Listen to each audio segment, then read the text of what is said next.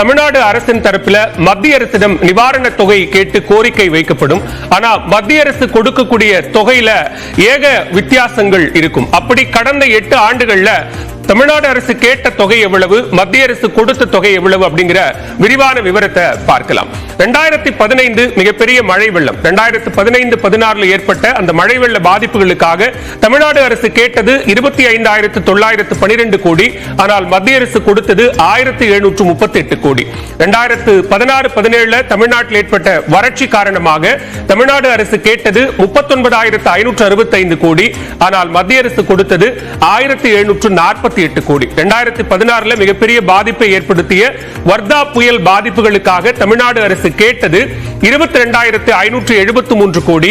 ஆனால் மத்திய அரசு கொடுத்தது வெறும் 266 கோடி. அதற்கு பிறகாக 2017-18 மிகப்பெரிய பாதிப்பை ஏற்படுத்திய ஓக்கி புயல், அப்ப அந்த பாதிப்புகளுக்காக தமிழ்நாடு அரசு கேட்டது 9,302 கோடி. ஆனால் மத்திய அரசு கொடுத்தது வெறும் 133 கோடி. அதற்கு பிறகு கஜா புயலுக்கு கேட்கப்பட்ட தொகை 17,899 கோடி, கொடுக்கப்பட்டது 1,146 கோடி. அதற்கு பிறகு நிவர் புயல் பாதிப்புகளுக்காக கேட்கப்பட்ட தொகை என்பது 3,758 கோடி. ஆனால் கொடுக்கப்பட்டது வெறும் 63 கோடி. அதற்கு பிறகாக 2019 புரவி புயல், அதற்கு கேட்கப்பட்ட தொகை 1,514 கோடி, கொடுக்கப்பட்டது 223 கோடி.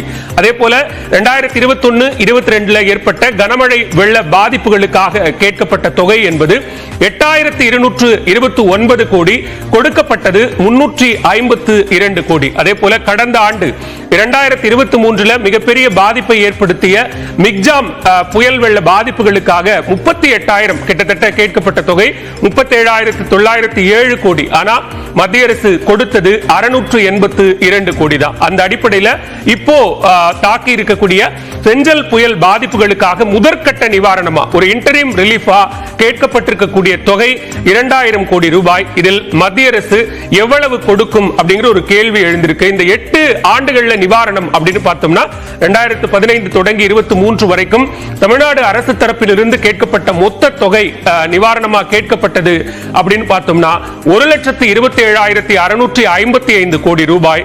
ஆனால் மத்திய அரசு கொடுத்தது வெறும் 5,884 கோடி ரூபாய். இது சதவீதத்தின் அடிப்படையில் பார்த்தோம்னா வெறும் 6.41% தான்.